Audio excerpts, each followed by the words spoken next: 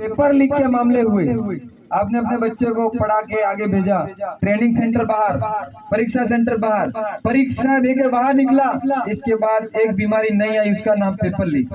और पेपर चोरी करने वाला आदमी बाबूलाल कटारा कहाँ का? डूंगरपुर का। और वो आदमी हमारे यहाँ पे जब भी दयाराम जी एमएलए बनते थे तो वो आदमी यहाँ का वीडियो बन के आता था, विकास अधिकारी बन के आता था और अच्छा कमीशन देता था। इसी आधार पे उसको जयपुर में आरपीएससी का सदस्य बना के भेज दिया और हमारे युवाओं की जिंदगी को बर्बाद करने का काम किया। तो बाबूलाल कटारा के साथ ही अशोक गहलोत ने और डॉक्टर दयाराम जी परमार ने भी हमारे बच्चों की जिंदगी खराब करने का काम किया।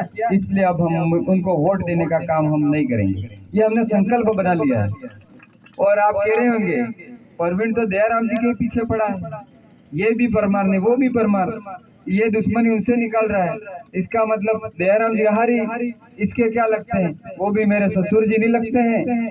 आहारी मेरे ससुराल वाले हैं पर वो ससुर जी नहीं है। पर मैं आपको बता दूं कि हम लोग जो देखते हैं कि बीजेपी जो है, बीजेपी इस एरिया में ऐसे आदमी को ढूंढती है जो सबसे ज्यादा पार्टी की गुलामी कर सकता है, तो और हमारे समाज का भी गुलाम आदमी ढूंढते हैं वो।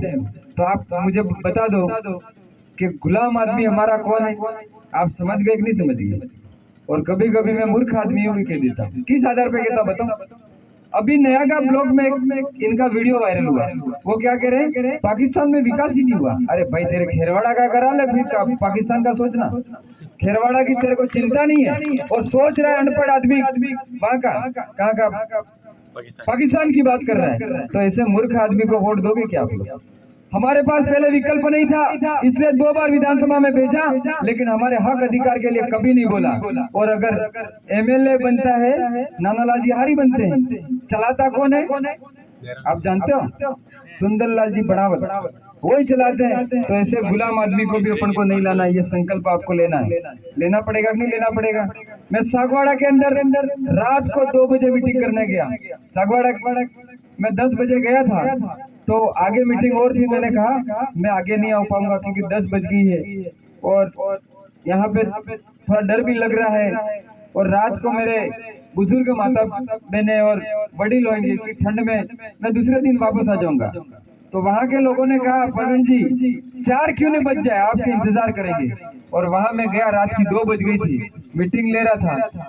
तो एक बुजुर्ग आए स्वागत के लिए और उन्होंने कहा आते ही, बेटा हमें जुलिदा कालियों तोड़जो बे, ये बताओ भी हमसे क्या कालियो कौन है तोड़जो कौन है? और बे ए डोवा था क्या हम बदलवा चाह तने ते रातें भी होबड़वा आज।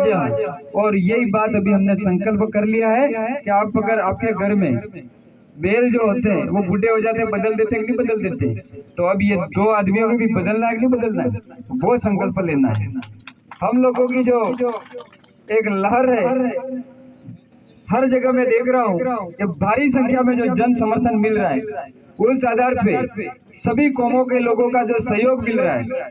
और कई लोग मुझे आके ये कह रहे हैं परवीन भाई ये लोग आपके लोगों को कहीं दारू और खजूर में नहीं खरीद ले। मैंने कहा दारू और खजूर अब नहीं चलने वाले। अब जो संवैधानिक हक अधिकार की बात करेगा उसकी बात को उसी को जिताया जाएगा। तो आप लोगों को भी इनके दारू और खजूर के चक्कर में नहीं आना है, अपना ही और लेत लेना पर वोट के अलवाई कड़ा के कर, क्योंकि ये हमारा ही पैसा है।